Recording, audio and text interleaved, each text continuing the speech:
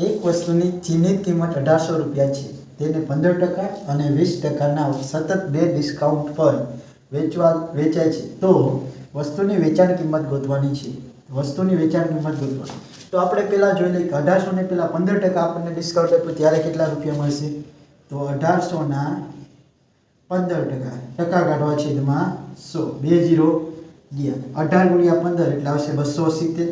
તો આપણને પહેલાં કેટલા રૂપિયા ડિસ્કાઉન્ટ આપ્યું? તો કે 270 રૂપિયા.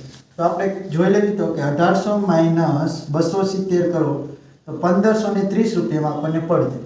પણ હવે દુકાનદાર શું કહે તો કે બીજા 20%નું ડિસ્કાઉન્ટ આપે. તો 1530ના 20% છેદમાં 100. 2 0 ગયા.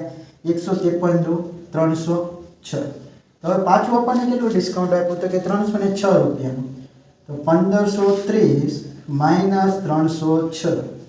તો આ બેની બાદબાકી કરો તો આપણો જવાબ આવશે 1224. જવાબ તો આવી ગયો પણ ટાઈમ કેટલો લે? તો આવું કરવાનું નથી. એના માટેની એક શોર્ટકટ આપણે જોશું. તો કે કેટલા આપ્યા છે? તો કે 1800. તો લખી નાખો 1800 ગુણ્યા કેટલા ટકા ડિસ્કાઉન્ટ આપ્યું? 15%. તો 15 ને આપણે 100 માંથી બાદ કરી દો તો કેટલા વધે? 85. ટકા કાઢવા છેદમાં 100 ગુણ્યા પાછું કેટલું આપ્યું? તો કે 20%. તો 20 ને 100 માંથી બાદ કરો તો કેટલા વધે? 80 છેદમાં 100. 2 0 ગયા. 1 0 પાછો ગયો.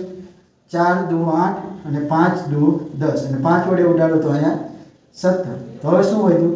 તો કે 18 ગુણ્યા 17 ગુણ્યા 4. આ ત્રણેયનો ગુણાકાર કરો એટલે આપણો જવાબ આવશે 1224, જે ઓપ્શન નંબર 2 માં આપેલો છે.